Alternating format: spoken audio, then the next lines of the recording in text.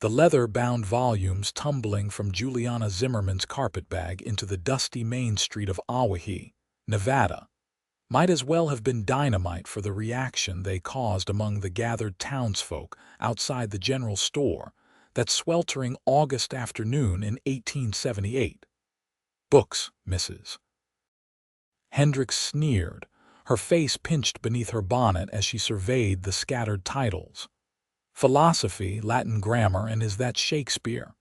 Good Lord, what manner of woman travels with such nonsense?" Juliana scrambled to retrieve her precious cargo, her cheeks burning as the small crowd of women gathered closer, their whispers cutting sharper than any knife. She had arrived in Owyhee only an hour before on the afternoon stage from Carson City, exhausted from 3 days of travel, and already she was providing entertainment for the locals. A bluestocking. Another woman pronounced the word like a curse. "My herald mentioned the new schoolteacher was educated back east, but I did not imagine she would be one of those types."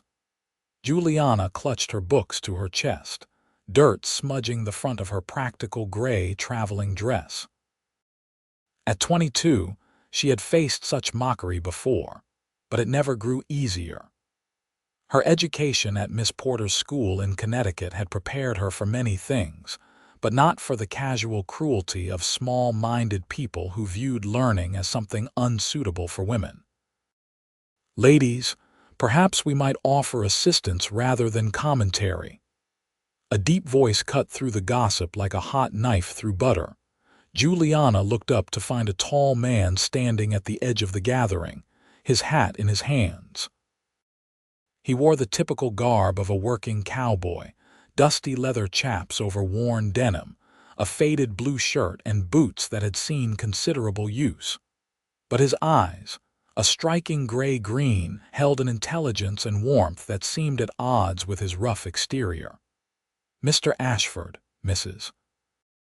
Hendricks said, her tone shifting to something syrupy. "How kind of you to stop, though I cannot imagine what interest you would have in this situation." "Common decency, Mrs. Hendricks," the man said pleasantly, though his jaw tightened slightly. He stepped forward and bent down to help Juliana collect the remaining books. As he picked up a worn copy of Plato's Republic, she noticed his fingers trace the title with something like reverence. "You have excellent taste in philosophy," he said quietly, meeting her eyes. "Though I have always found Aristotle's practical approach more applicable to daily life than Plato's idealism." Juliana's mouth fell open in surprise. Before she could respond, he had gathered the rest of her books and stood, offering his hand to help her up. "Alexander Ashford," he introduced himself properly. "I run a small ranch about 5 miles outside town. Welcome to Owyhee, Miss Zimmerman. I hope your arrival improves from here." "You know who I am?" she asked, accepting his hand. His grip was strong but gentle, calloused from hard work. "Small town," he said with a slight smile. "Word travels fast. Besides, the school board has been anticipating your arrival for weeks. Education is important despite what some might think." The gathered women had fallen silent, watching this exchange with barely concealed shock. "Mrs." Hendricks looked as though she had bitten into a lemon. "Mr. Ashford, surely you cannot approve of a woman filling her head with such impractical knowledge," Mrs. Hendricks protested. "A woman's place is in managing a proper home, not reading dusty old books about dead Greeks." "I find that an educated mind is never impractical, Mrs. Hendricks," Alexander replied, his tone remaining polite but firm. "And I would think the children of Owyhee deserve a teacher who can offer them more than just the bare minimum." He turned back to Juliana, his expression softening. "May I help you carry these to wherever you are staying? They are quite a load." "The boarding house," Juliana managed, still processing the fact that this cowboy had not only defended her but had recognized Plato and compared him to Aristotle. "Mrs. Patterson's establishment, I believe." "I know it well," Alexander said. He gathered most of her books into his arms, leaving her with just her carpetbag and a single volume. "It is just down the street. Please allow me." As they walked away from the still whispering women, Juliana felt her heart beating faster, though whether from the earlier humiliation or from the presence of this unexpected ally, she could not quite determine. "Thank you," she said quietly as they made their way down the wooden sidewalk. "You did not have to intervene." "Yes, I did," Alexander said simply. "Those women have nothing better to do than gossip and tear down anyone who threatens their narrow view of the world. I apologize that your welcome to Owyhee was so unpleasant." "You seem different from what I expected," Juliana ventured. "Most cowboys I have encountered have not been particularly interested in philosophy or education." Alexander's smile was slightly sad. "Most people make assumptions based on appearances. I find it is one of humanity's less admirable traits." He paused as they reached a whitewashed two-story house with a neat garden in front. "Here we are. Mrs. Patterson is a good woman. She will treat you fairly." Before Juliana could respond, the front door opened, and a plump woman in her 50s emerged, her face breaking into a warm smile. "Miss Zimmerman, I saw you from the window. Come in, come in." "Oh, hello, Alexander. How kind of you to help our new teacher." "Mrs. Patterson," Alexander acknowledged with a nod. He carefully handed the stack of books to the older woman, who barely glanced at the titles before ushering them both inside. The boarding house was clean and comfortable, smelling of fresh bread and lavender. Mrs. Patterson led them to a small but pleasant room on the second floor, with a window overlooking the garden and the mountains beyond. "This will be your home," Mrs. Patterson said, setting the books on a simple wooden desk. "Meals are included in your board, and I keep a quiet house. No drinking, no carrying on, and I expect respectful behavior from all my tenants." "It is perfect," Juliana said, meaning it. After the rough journey and hostile reception, this simple room felt like a sanctuary. Alexander set down the carpetbag and the remaining books, then turned to leave. "I should be going. I am sure you need to rest, Miss Zimmerman. The school board meeting is tomorrow evening at 6 if no one has informed you yet. They will want to meet you officially." "Thank you again, Mr. Ashford," Juliana said, "for everything." Their eyes met, and for a moment, something unspoken passed between them. Then Alexander nodded and headed for the door. "He is a good man," Mrs. Patterson said after he had left, bustling about the room to open the window and let in fresh air. "Been through some hard times, but it has not made him bitter. His ranch is small but well run, and he treats his few hands fairly." "He seems remarkably educated for a rancher," Juliana observed, running her hand over her books to check for damage. "That is because he attended university back east," Mrs. Patterson said, surprising Juliana yet again. "Harvard, I believe, though he does not speak of it much. Came back here about 5 years ago after his father died. The ranch was almost bankrupt, but Alexander has built it back up through sheer determination and smart management." "Harvard," Juliana repeated, astonished. "But why would someone with a Harvard education choose to run a cattle ranch in Nevada?" Mrs. Patterson shrugged. "That is his story to tell, not mine. But I will say this, plenty of people in this town underestimate Alexander Ashford, just as they are already underestimating you. Perhaps that is something you two have in common."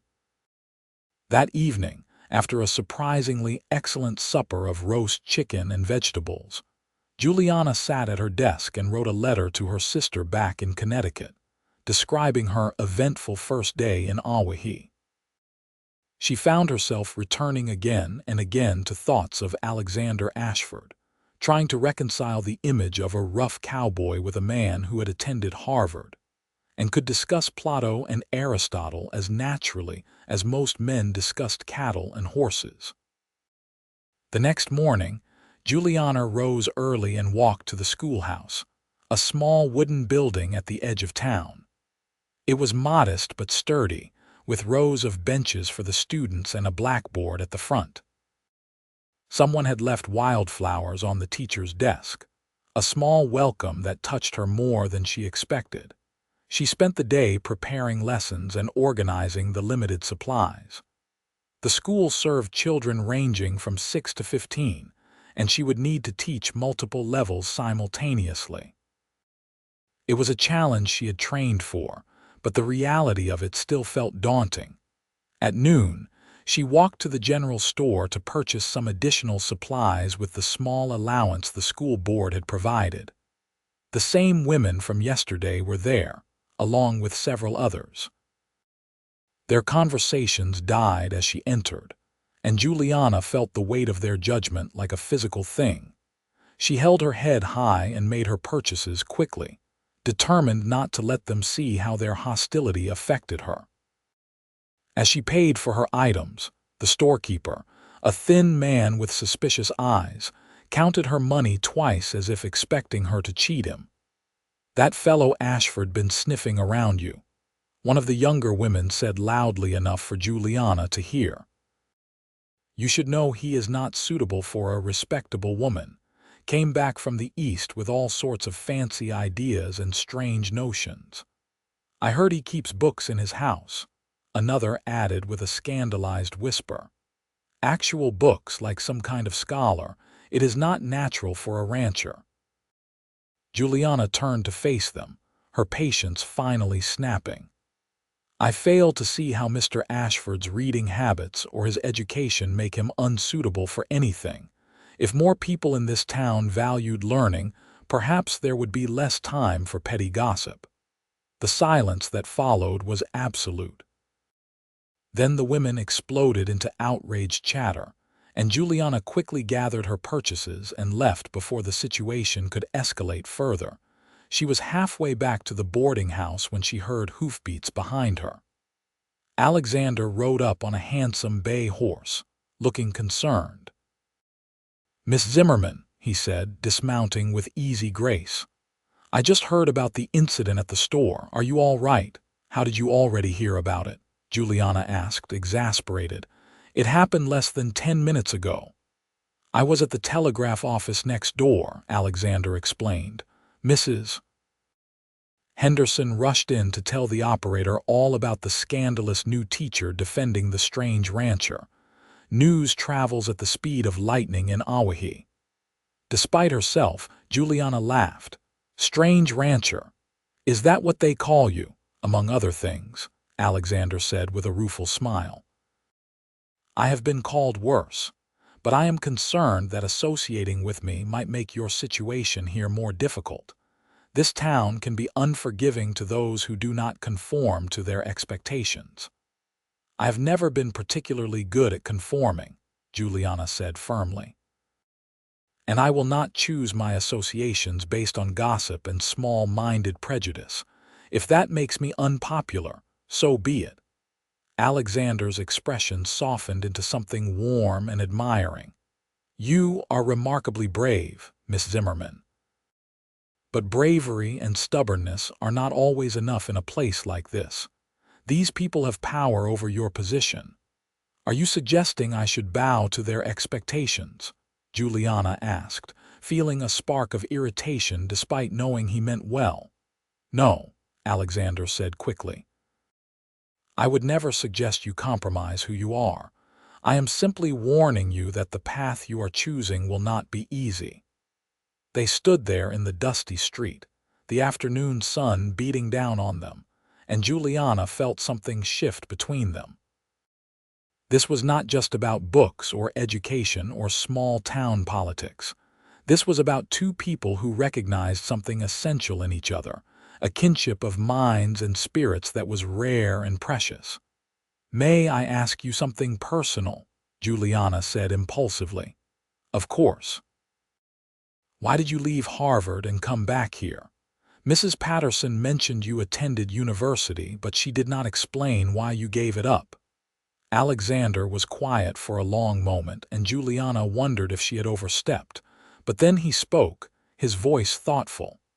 I did not give it up exactly. I finished my degree in literature and philosophy.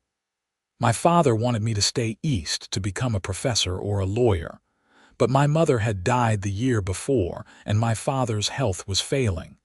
The ranch was all he had left of her, all he had built for their future together. I could not let it die with him.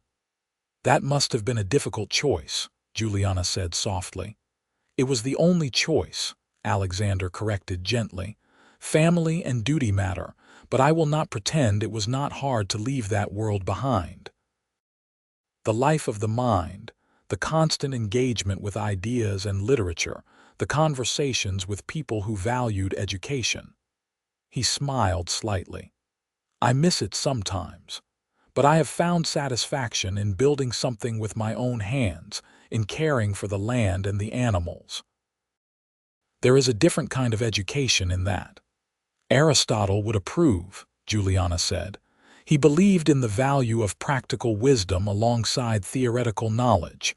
Alexander's smile widened. Exactly. Though I admit, discussing Aristotle with a beautiful and intelligent woman in the middle of a Nevada street was not something I expected when I woke up this morning. Juliana felt heat rise to her cheeks at the compliment, so casually given. I should get back, she said, suddenly flustered. The school board meeting is this evening and I need to prepare. Of course, Alexander said. But Miss Zimmerman, if you ever need someone to talk to, someone who understands what it is like to be the strange one in a small town, I hope you will consider me a friend. I would like that very much, Mr. Ashford, Juliana said sincerely. Thank you. The school board meeting that evening was every bit as challenging as Juliana had feared. 5 men sat in judgment of her, their expressions ranging from openly skeptical to cautiously hopeful. They questioned her credentials, her teaching methods, and her moral character. One of them, a stern-faced man named Mr. Crawford, made it clear he had heard about her defense of Alexander and her confrontation at the general store. We hired you to teach our children their letters and numbers, Miss Zimmerman, he said coldly. Not to stir up trouble or to bring your Eastern attitudes to our town. If you cannot behave in a manner befitting a respectable teacher, we will have no choice but to reconsider your position. Juliana bit back the angry response that rose to her lips, and instead spoke calmly and professionally about her teaching plans and her commitment to the children's education. By the end of the meeting, she had not won them over, but she had at least secured their grudging acceptance. As she left the building, she found Alexander waiting outside, leaning against the fence. I did not expect you to be here, she said, surprised. I wanted to make sure you were all right, he said simply. School board meetings can be intimidating, especially with Crawford on the board. It went as well as could be expected, Juliana said tiredly. I have not been dismissed, at least. That is something, Alexander agreed. He hesitated, then said, Miss Zimmerman, I know this is forward, but would you consider having supper at my ranch tomorrow evening? I promise you a meal better than Mrs. Patterson's, good company, and the freedom to speak your mind without fear of gossip. Juliana knew she should refuse. Accepting such an invitation would only fuel the town's gossip and potentially endanger her position further. But as she looked at Alexander's hopeful expression, she found she did not care. I would be delighted, Mr. Ashford, she said, his face lit up with genuine pleasure. Wonderful. I will pick you up at 5 o'clock if that suits you. As Juliana walked back to the boarding house, she felt lighter than she had since arriving in Owyhee. Whatever challenges lay ahead, at least she had found one person in this harsh land who saw her as she truly was and valued what others mocked. The next day passed in a blur of final preparations for the school's opening on Monday. But Juliana's thoughts kept returning to the evening ahead, and she found herself taking extra care with her appearance, choosing her best dress, a deep blue cotton with ivory lace at the collar and cuffs. Mrs. Patterson noticed, of course. "You look lovely, dear," she said with a knowing smile. "Alexander is a lucky man." "It is just supper," Juliana protested, but she could not help smiling. "Of course it is," Mrs. Patterson agreed, her eyes twinkling. "Just as the sun is just a light in the sky and water is just something to drink." Alexander arrived precisely at 5, driving a well-maintained buggy pulled by a matched pair of horses. He had clearly made an effort with his appearance, too, wearing clean clothes and with his dark hair neatly combed. The drive to his ranch took them through some of the most beautiful country Juliana had ever seen. The Nevada landscape was harsh but possessed a stark beauty, with sagebrush-covered hills rolling toward distant mountains. The late afternoon sun painted everything in shades of gold and amber. "It is beautiful," Juliana said, genuinely moved. "I have never seen anything like it." "It grows on you," Alexander said. "When I first came back, I could only see how different it was from the green hills of Massachusetts. But over time, I learned to appreciate its own particular beauty. There is an honesty to this land. It does not pretend to be anything other than what it is." His ranch, when they arrived, was modest but well kept.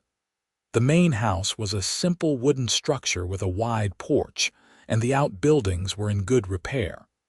A few cattle grazed in a nearby pasture, and Juliana could see a small vegetable garden thriving near the house. "I employ 2 hands," Alexander explained as he helped her down from the buggy. "Good men who work hard. They have their own quarters in the bunkhouse, so you need not worry about propriety, and my housekeeper, Mrs. Chen, is an excellent cook and a very proper chaperone." Mrs.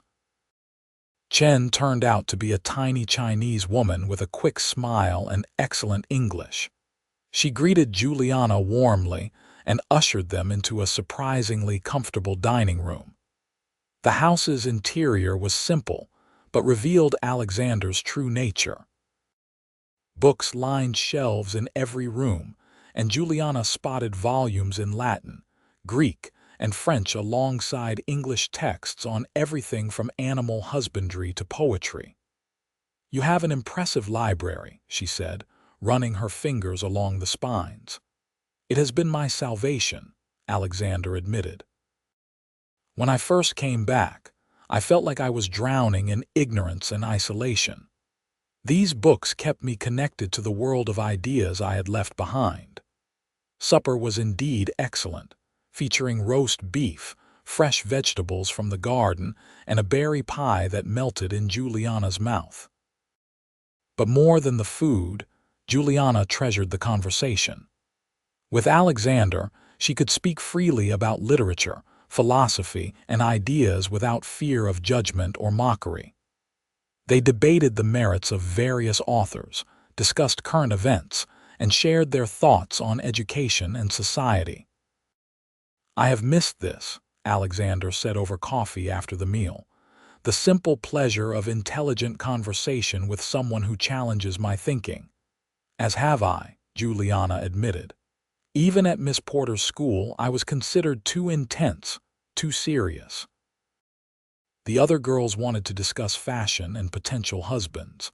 I wanted to understand Kant's categorical imperative. Alexander laughed. "I had similar experiences at Harvard. Many of my classmates were there because their families expected it, not because they had any real passion for learning. Finding someone who shares that passion is rare." They moved to the porch as the sun set, painting the sky in brilliant shades of orange and purple. Juliana felt a contentment she had not experienced in a long time, a sense of being exactly where she was supposed to be. "May I confess something?" Alexander said quietly, "Please do." When I heard the new teacher was an educated woman from the East, I hoped we might find common ground, but I never imagined someone like you. Someone so passionate about learning, so unwilling to compromise who she is, so brave in the face of small-minded prejudice. He turned to face her, his expression serious. Juliana, I know we have only just met, but I feel a connection to you that I have never felt with anyone else. Juliana's heart raced. I feel it too, she admitted. From the moment you quoted Aristotle while picking up my books, it is as if I have been searching for someone who speaks my language, and suddenly, there you were. This town will make things difficult for us, Alexander warned. They already disapprove of both of us. Together, we will be a scandal. I have never been afraid of scandal, Juliana said firmly. What I am afraid of is living a life of loneliness, pretending to be less than I am to please people who would never understand me anyway. If knowing you, spending time with you, means facing their judgment, then so be it. Alexander took her hand gently, and Juliana felt a thrill run through her at the contact. You are extraordinary, Juliana Zimmerman. And you, Alexander Ashford, are unlike any man I have ever met. They sat together on the porch until the stars emerged, talking and simply enjoying each other's presence. When Alexander finally drove her back to town, Juliana felt as if she were floating. Mrs. Patterson was waiting up when she arrived, pretending to read by lamplight. Good evening, she asked innocently. Wonderful evening, Juliana confirmed, unable to suppress her smile. I thought so, Mrs. Patterson said with satisfaction. That man has been waiting for someone like you for a very long time. Do not let the gossips ruin this, dear. Real connection is too rare and precious to sacrifice to other people's opinions. School began on Monday morning, and Juliana threw herself into teaching with passionate dedication. Her students ranged from 6-year-old Emma Morris, who could barely write her name, to 15-year-old James Patterson, Mrs. Patterson's nephew, who was nearly as tall as Juliana and clearly uncertain about being taught by a woman. But Juliana had learned from excellent teachers, and she knew how to engage young minds. She made lessons interesting, incorporating stories and practical applications. She challenged the older students while nurturing the younger ones. And slowly, she began to win them over. Not all the parents were pleased, however. Mrs. Hendricks withdrew her daughter after the first week, declaring that Juliana was teaching inappropriate subjects. Several other families followed suit, leaving Juliana with 15 students instead of the original 23. They are fools, Alexander said when she told him about it during one of his increasingly frequent visits to town. Their children are the ones who will suffer from their ignorance. I worry I am failing them, Juliana admitted. The school board hired me to teach, and I am driving students away. You are teaching excellently, Alexander countered, but you are also challenging them to think, and some people find that threatening. The students who remain are the lucky ones. Alexander had become a regular presence in Juliana's life. He found excuses to visit town several times a week, always stopping by the school or the boarding house to see her. They took walks together in the evening, discussing books and ideas and gradually opening up about their pasts and their dreams for the future. The town's disapproval grew more pronounced. Whispers followed them everywhere. Some of the women refused to speak to Juliana entirely, crossing the street when they saw her coming. The school board called her in for another meeting, expressing concern about her relationship with Alexander. We hired you to be an example of proper feminine behavior, Mr. Crawford said sternly. Consorting with a man outside of marriage, no matter how educated he may be, sets a terrible example for the children. Mr. Ashford and I spend time together in public, engaged in conversation, Juliana replied, keeping her temper with difficulty. We have done nothing improper or scandalous. If the people of this town choose to make something ugly out of something perfectly innocent, that says more about them than it does about us.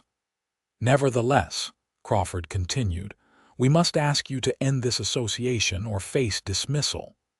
Juliana felt anger and fear war within her. She needed this position, needed the income and the independence it provided.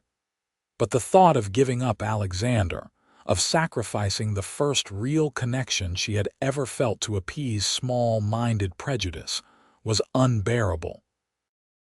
I will think about what you have said, she said carefully, buying herself time. She went straight to the ranch after the meeting, needing to see Alexander to tell him what had happened. She found him in the barn, working with one of his horses, and he took one look at her face and set down his tools. What happened? She told him everything, the words spilling out in a rush. When she finished, Alexander was quiet for a long moment. I will leave you alone, he said finally. I will not be the reason you lose your position. Your work is too important. No, Juliana said fiercely. I will not let them dictate my life like this. I will not give you up. Juliana, be reasonable, Alexander said, though his eyes showed how much her words meant to him. You cannot throw away your career for me. Why not? Juliana challenged. What is the point of having a career if I must live according to someone else's narrow rules? What is the point of education and independence if I cannot choose who I spend time with? Because you are an excellent teacher, Alexander said gently. Those children need you. The ones who stayed, they are learning and growing under your guidance. How can you abandon them? I would not be abandoning them, Juliana argued. The school board would be dismissing me because they value conformity over education, appearances over substance. That is not my fault. They argued back and forth, both stubborn, both convinced they were right. Finally, Mrs. Chen appeared with a pot of tea and some sharp words in Chinese that neither of them understood but both recognized as a scolding. You are both being foolish, she said in English, setting down the tea with a decisive clink. You argue about what might happen instead of finding a solution. Drink tea, think clearly. She was right, of course. As they sat together on the porch, sipping Mrs. Chen's excellent tea, the heat of their argument cooled and they began to think more practically. There might be a solution, Alexander said slowly.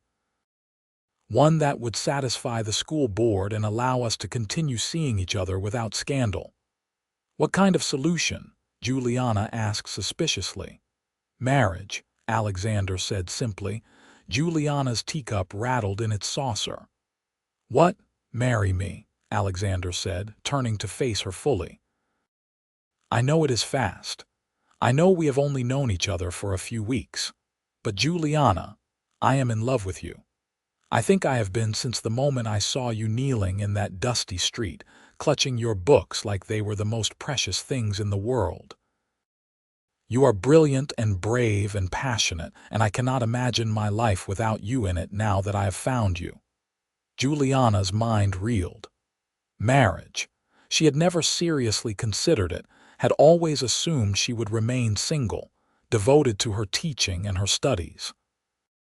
The idea of giving up her independence, of becoming someone's wife, had always seemed like a surrender, but this was different. Alexander was not asking her to surrender anything. He was offering partnership, companionship, a meeting of minds and hearts. I love you too, she said, the words feeling both terrifying and right.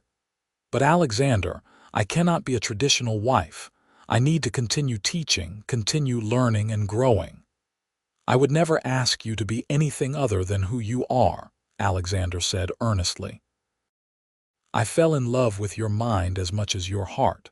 The thought of you giving up teaching, dimming your brilliant spirit to fit someone else's expectations, would break my heart. But how would we manage? Juliana asked practically. The school is in town and your ranch is miles away. And would the school board even allow a married woman to teach? We would make it work, Alexander said. You could stay at the boarding house during the week if necessary, and I would visit as often as possible. As for the school board, married women have taught before. And as my wife, you would have more respectability, more protection from gossip. It is not perfect, but it is a solution. Juliana looked at this extraordinary man who had appeared in her life so unexpectedly, offering her not just love but understanding, not just companionship but freedom to remain herself. And she knew her answer. Yes, she said. Yes, I will marry you. Alexander's face broke into a smile of pure joy. He took her hands in his, and for a long moment they simply looked at each other, savoring the moment when everything changed. When? Alexander asked. As soon as possible, Juliana said decisively. Before the school board can dismiss me, before the gossips can spread more poison, let us present them with a fait accompli. They were married 3 days later by the circuit judge who happened to be passing through Owyhee. Mrs. Patterson and Mrs. Chen served as witnesses, along with Alexander's 2 ranch hands, Miguel and Tom. It was a simple ceremony, practical rather than romantic, but as Alexander slipped a plain gold band onto Juliana's finger and kissed her for the first time, she felt a happiness so profound it brought tears to her eyes. The town's reaction was mixed. Some people, like Mrs. Patterson, were genuinely pleased. Others were scandalized by the speed of the courtship. But as Alexander had predicted, marriage did provide a degree of respectability that their previous relationship had lacked. The school board, presented with the reality of a married teacher, grudgingly agreed to allow Juliana to continue in her position, though Mr. Crawford made his disapproval clear. "We will be watching you, Mrs. Ashford," he said coldly. "One hint of impropriety, and you will be dismissed immediately." The early weeks of marriage required adjustment for both of them. They had decided that Juliana would stay at the boarding house during the week and spend weekends at the ranch. It was not ideal, but it allowed her to fulfill her teaching duties while building a life with Alexander. Their weekend together became precious islands of joy in the routine of work and responsibility.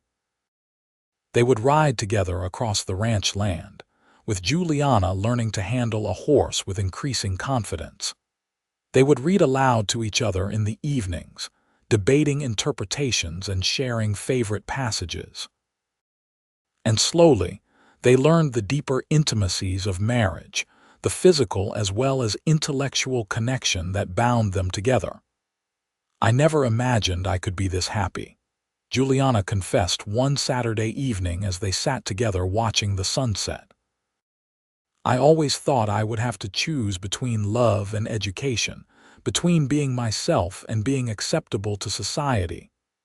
"You should never have to make that choice," Alexander said, his arm around her shoulders.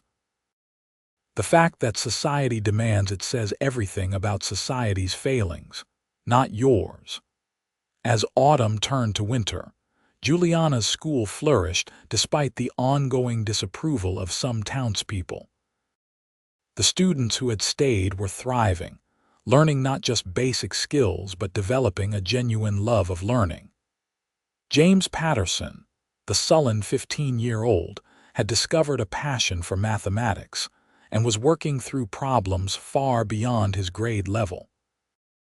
Little Emma Morris was reading fluently now, her face lighting up with joy whenever Juliana gave her a new book. But the cold also brought challenges. The schoolhouse was poorly heated, and some of the younger children struggled with the long walk in harsh weather. Juliana found herself dipping into her small salary to buy warmer clothes for the poorest students, and Alexander contributed wood for the stove without being asked.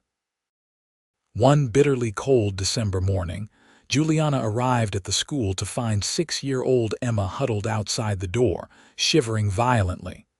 The child's coat was threadbare and her shoes were falling apart. "Emma, where are your parents?" Juliana asked, quickly ushering the girl inside and wrapping her in a blanket. "Pa said I should not come any more," Emma said, her teeth chattering. "Said we cannot afford the schooling, but I want to learn, Mrs. Ashford, so I snuck out." Juliana's heart broke. She knew Emma's family was struggling. Her father worked odd jobs and her mother had died the previous year. There were 3 younger siblings at home. "Learning is free, Emma," Juliana said gently. "There is no cost to attend this school." "But Pa says I should be home helping with the little ones," Emma explained. "Says girls do not need schooling anyway." This was a battle Juliana had fought before, the assumption that education was unnecessary for girls. But Emma was bright, so bright, with a quick mind and eager curiosity. The thought of that potential being wasted because of ignorance and poverty was unbearable. That evening, Juliana discussed the situation with Alexander. "I want to help her," she said, "but I do not know how without insulting her father's pride." "Let me talk to him," Alexander suggested. "I might be able to offer him some work at the ranch, something that would help with their financial situation. And I can approach it as one man to another, which might be easier for him to accept." Alexander was true to his word. He rode into town the next day and had a long conversation with Emma's father, a weary man named Henry Morris. Whatever Alexander said worked. Emma returned to school the next day wearing a new coat and sturdy boots, her face shining with joy. And Alexander had hired Henry for regular work at the ranch, helping with repairs and winter preparations. "How did you convince him?" Juliana asked that weekend. "I told him the truth," Alexander said simply, "that his daughter has remarkable potential and it would be a shame to waste it. I also pointed out that an educated woman has more options in life, more ability to support herself if necessary. He understood that. He loved his wife, and her death left him struggling. He does not want the same vulnerability for his daughter." "You are a good man, Alexander Ashford," Juliana said, kissing him softly. "I am a selfish man," he corrected with a smile. "I want to support your work because it makes you happy, and your happiness is essential to my own." Christmas that year was simple but joyful. They spent it at the ranch with Mrs. Chen, who prepared a feast that blended American and Chinese traditions in delicious ways. Alexander gave Juliana a complete set of Jane Austen's novels, beautiful leather-bound editions she had admired in a catalog. Juliana gave Alexander a new journal and a fine pen, knowing he had been writing his own observations on ranch management and philosophy. "I have been thinking about something," Alexander said as they sat by the fire that evening. "I would like to start hosting evening classes at the ranch for adults who want to continue their education. There are people in this county who never had the opportunity to learn, who might benefit from basic instruction in reading and mathematics." "That is a wonderful idea," Juliana said enthusiastically. "I could help teach. We could offer classes once a week, perhaps on Saturday evenings." The idea grew and developed over the following weeks. They put up notices in town and at neighboring ranches. Alexander arranged for transportation for those who needed it. And on a cold January evening, 12 adults showed up at the ranch for the first class. They were a mixed group, ranging from a shy young Mexican woman who wanted to learn English to an older prospector who had never learned to read. Some came eagerly, others were hesitant, embarrassed by their lack of education. But Juliana and Alexander created an atmosphere of respect and encouragement, and slowly their students began to open up and learn. The Saturday classes became a regular feature of ranch life. Mrs. Chen provided simple refreshments and the students began to form a community, supporting each other's learning. Word spread, and more people came. Some of the townspeople disapproved, of course, particularly when they learned that people of different races and backgrounds were learning together in the Ashford home. But Juliana and Alexander had stopped caring about such disapproval. "Let them talk," Alexander said. "We are doing good work here. We are changing lives." He was right. Juliana saw it in the pride on a student's face when he wrote his name for the first time, in the wonder of a woman reading her first complete book, in the confidence that came with education and knowledge. Spring brought changes. Juliana realized she was pregnant in March, a development that filled her with both joy and apprehension. She loved teaching, loved the life she had built. The thought of giving it up, even temporarily, was difficult. "You do not have to stop teaching," Alexander said when she shared her concerns. "Not until you feel ready. And afterward, we will find a way to make it work. Perhaps we can hire someone to help with the baby or adjust the schedule somehow." "The school board will probably dismiss me once they know," Juliana said practically. "Pregnant women are not supposed to teach."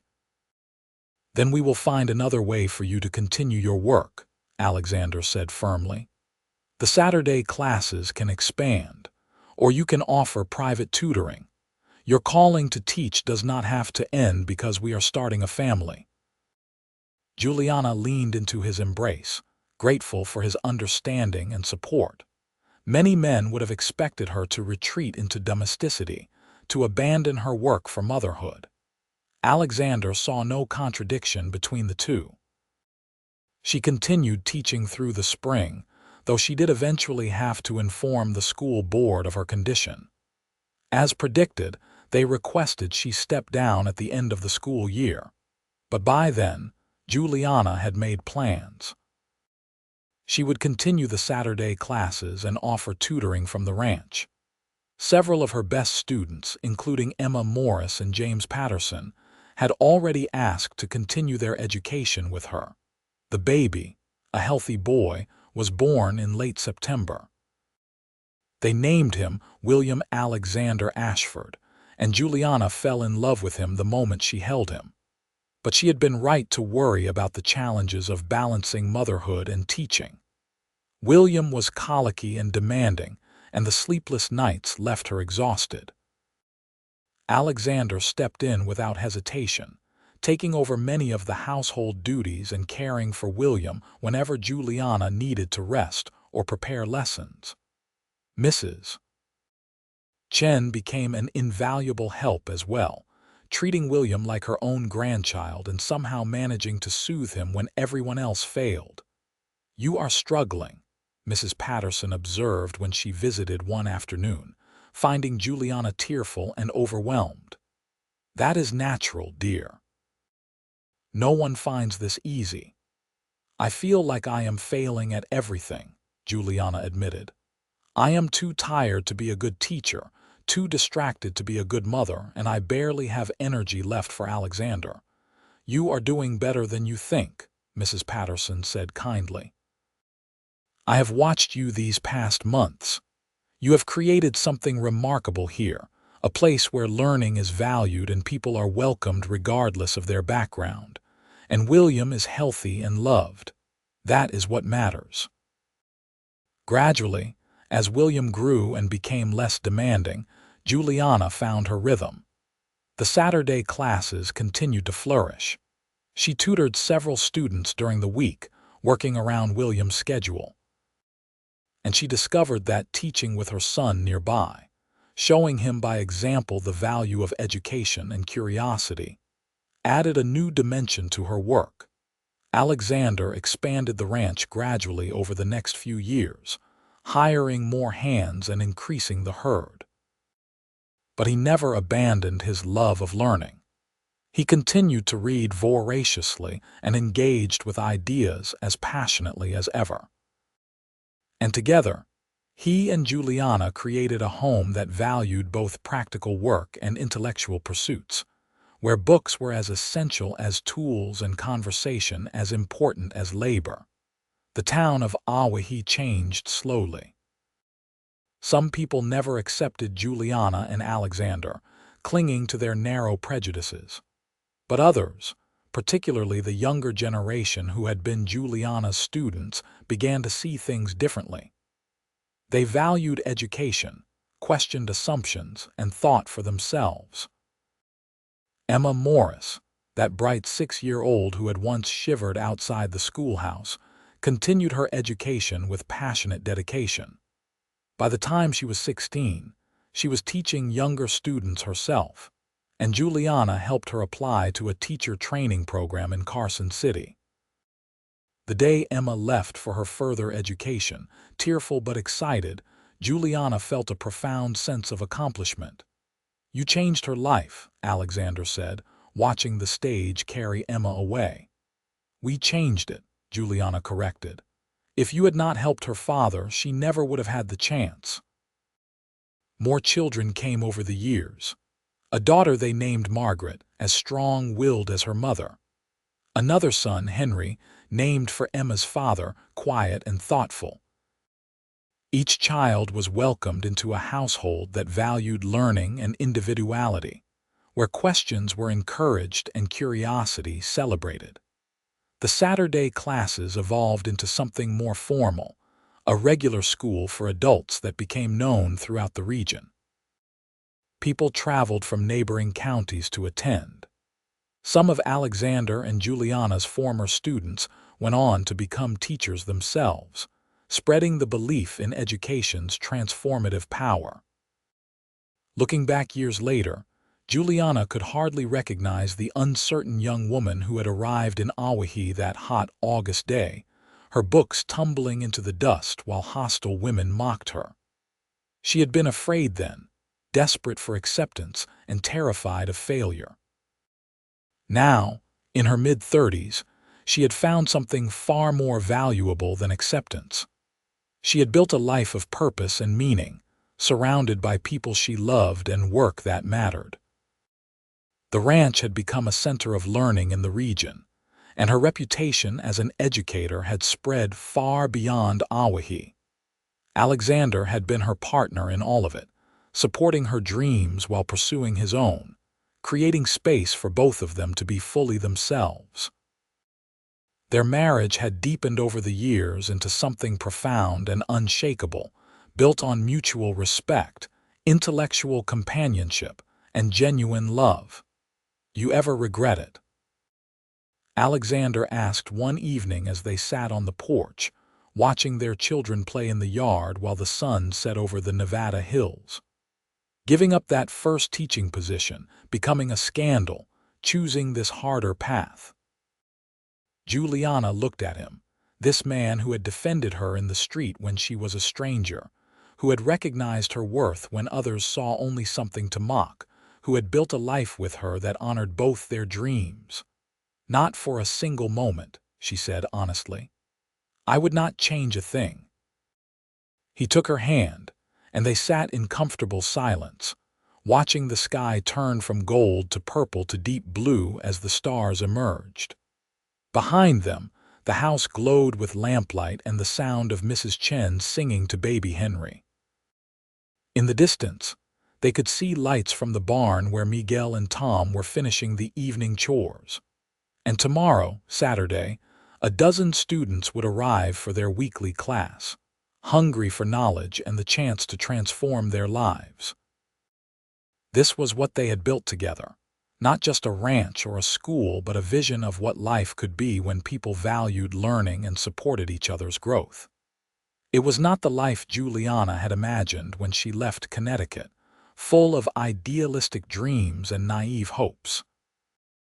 It was something better, something real and hard-won and deeply satisfying. Years continued to pass, bringing new challenges and joys. William grew into a serious young man with his father's love of philosophy and his mother's passion for teaching. He attended the University of Nevada, then returned to help run the ranch while also teaching at the school he and his parents had built. Margaret proved to be a fierce advocate for women's education, eventually becoming involved in the suffrage movement and traveling throughout Nevada, giving speeches about women's rights and the importance of education. Juliana watched with pride and occasional terror as her daughter fought battles even more publicly than she herself had faced. Henry, their youngest, surprised everyone by developing a passion for medicine. With his parents' support and the education he had received at home and through careful tutoring, he eventually attended medical school in San Francisco and returned to Nevada as a doctor, serving the rural communities that had so few medical services. The town of Owyhee evolved too. The generation that had mocked Juliana for her books and education slowly gave way to a new generation that valued learning. The Saturday school expanded into a permanent institution with a dedicated building and multiple teachers. It became a model for adult education throughout Nevada, and people came from across the West to study their methods. Mr. Crawford, that stern school board member who had threatened to dismiss Juliana, apologized to her 20 years after their first contentious meeting. He was an old man by then, near the end of his life, and he came to the ranch specifically to tell her he had been wrong. "You were right, Mrs. Ashford," he said simply. "About education, about the importance of teaching people to think rather than just conform. I see it in my grandchildren, the opportunities they have because of the schools you and your husband helped build. I was wrong to oppose you." Juliana accepted his apology with grace, recognizing the courage it took to admit such a fundamental error. "We were all doing what we thought was right, Mr. Crawford. Thank you for telling me this." Alexander aged gracefully, his dark hair turning silver but his mind as sharp as ever. They still read together in the evenings, still debated philosophy and literature, still challenged each other's thinking. The physical passion of their early years mellowed into something deeper, a companionship so complete that they could communicate with a glance. "You are my greatest blessing," Alexander told her on their 30th wedding anniversary. "Not just my wife but my partner, my intellectual equal, my dearest friend. You have made my life infinitely richer than I ever imagined possible." "As you have mine," Juliana replied, meaning every word. "We have built something extraordinary together. Not just a family or a school, but a legacy of learning and growth that will outlast us both." They celebrated that anniversary surrounded by children, grandchildren, former students and friends. The ranch house had been expanded over the years to accommodate their growing family and frequent visitors, but it retained the warmth and welcome that had always characterized it. Tables laden with food stretched across the yard, and people from every background and walk of life mingled freely, united by their connection to the Ashfords and the education they provided. Emma Morris, now Emma Thompson, had become a renowned educator in her own right, running a school for girls in Carson City. She came to the celebration with her husband and 4 children, crediting Juliana with saving her life by believing in her potential. "I would have been nothing without you," Emma said, embracing her former teacher. "You showed me that an educated mind was not something to hide or apologize for, but something to celebrate and share." "You showed me that teaching matters," Juliana countered. "That one person really can change another person's life. Thank you for that gift." As the celebration wound down and the stars emerged, Alexander and Juliana found themselves alone again on their porch, their favorite spot for reflection and conversation. "No regrets?" Alexander asked, echoing his question from decades earlier. "Only that we did not meet sooner," Juliana said with a smile. "But I suppose we met exactly when we were meant to. I needed to be that woman standing in the street with her books scattered around her, needing someone brave enough to defend her. And you needed to be the man who was willing to do it. I think we saved each other," Alexander said thoughtfully. You reminded me that leaving Harvard did not mean abandoning intellectual life. I could build something meaningful here, something that honored both my love of learning and my responsibilities. And I hope I helped you see that being true to yourself was more important than conforming to others' expectations. You did, Juliana confirmed. Every day, in every way. They sat in silence for a while, hands intertwined, comfortable in each other's presence in the way only long married couples can be. The ranch was quiet now, the celebration over, their families settled in various rooms of the house or returned to their own homes. Tomorrow would bring new challenges and responsibilities, but tonight was for savoring what they had built together. As they finally rose to go inside, Juliana paused and looked back at the land spreading out before them, dark now under the star-filled sky. Somewhere out there were people whose lives had been changed by the education they had provided. Children who would grow up with opportunities their parents never had. Communities that valued learning because of the example set by two stubborn, idealistic people who refused to compromise their principles. "We did good work," she said softly. "We did," Alexander agreed, his arm around her waist. "And others will carry it forward. That is the gift of teaching. It continues beyond us." They entered the house together, closing the door on the night but not on their legacy. The books still lined the shelves, waiting for new readers. The school they had founded still welcomed students hungry for knowledge. And their children and grandchildren carried forward the belief that education was a right, not a privilege, and that intellectual curiosity should be nurtured, not mocked. In the end, Juliana's story was not about overcoming adversity or proving herself to those who had doubted her, though she had done both.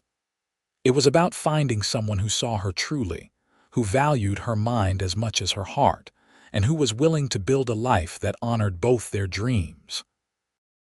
It was about partnership and love, and the quiet revolutionary act of living according to one's own values rather than society's dictates.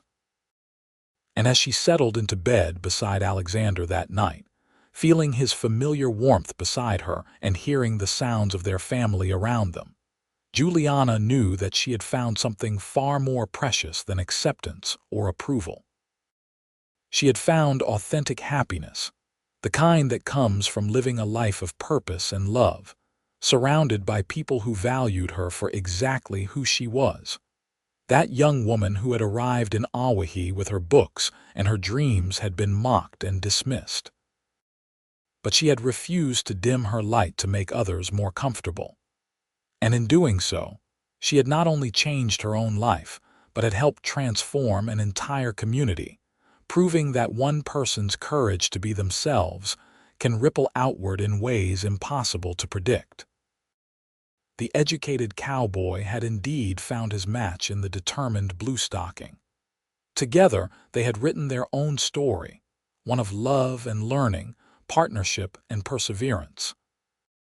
And it was a story with a happy ending, not because everything had been easy, but because they had faced every challenge together, supporting each other's growth while building something larger than themselves. As sleep claimed them, their hands still loosely clasped between them, the stars wheeled overhead and the Nevada wind whispered through the sage.